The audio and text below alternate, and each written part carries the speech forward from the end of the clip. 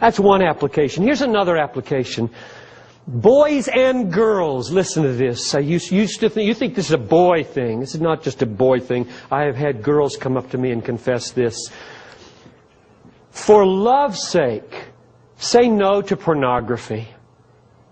I'd love to do a whole weekend on this with you sometime, but it probably should be separate groups, boys and girls separated. We'd do that sometime on how to battle this thing in your life. But I'm just saying tonight, for love's sake, for the love of your future spouse, I can tell you how much horror is going on at our church right now in marriages because some men and some women are hooked on pornography, and they got hooked at age 14.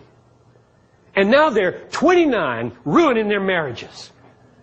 And they cannot get free on this thing. And so for the sake of love, the solution to this problem, guys and gals on the internet, the solution to this problem is not duty. Okay, you're not supposed to do this. I won't do this. Duty, that will fail. You know it will fail. It has failed.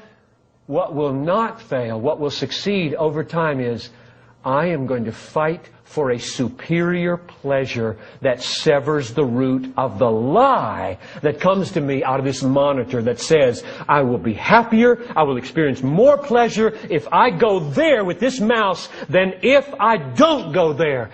There has to be a superior pleasure, a triumph over lower pleasures by higher pleasures. So one of the goals I'm hoping will come out of this weekend is that we are increased in our ability to cultivate deeper, higher, longer pleasures. I'll be real honest with you, and I'll risk boasting here, because you need to know this about your preaching pastor. I have never, ever seen a pornographic picture on the internet. And I haven't looked at a pornographic magazine since I was 16. And I found a Playboy at a laundromat one time and hid it so I could keep looking at it for a while. I only say that because the battle can be won. I'm not perfect in my head.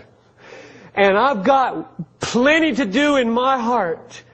But God has enabled me to sit in front of a computer hour on end, knowing I could go anywhere I want, see anything I want. There's no guard on my computer. And I think about my King Jesus. I think about being able to look all of you right in the eye and be a faithful shepherd. I think about wanting to have Matthew 5:8 fulfilled in my life. Blessed are the pure in heart, for they shall see God. Knowing if I can't see God clearly in the Bible, I can't minister anymore with power. And if I defile my mind and my heart with picture after picture after picture, I will not be able to see God clearly. And if I can't see Him clearly, my joy falls. If my joy falls, I am a sitting duck for every sin that comes along.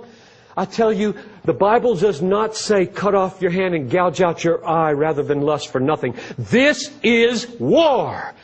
And the main place to fight the battle is not by making a list of do's and don'ts.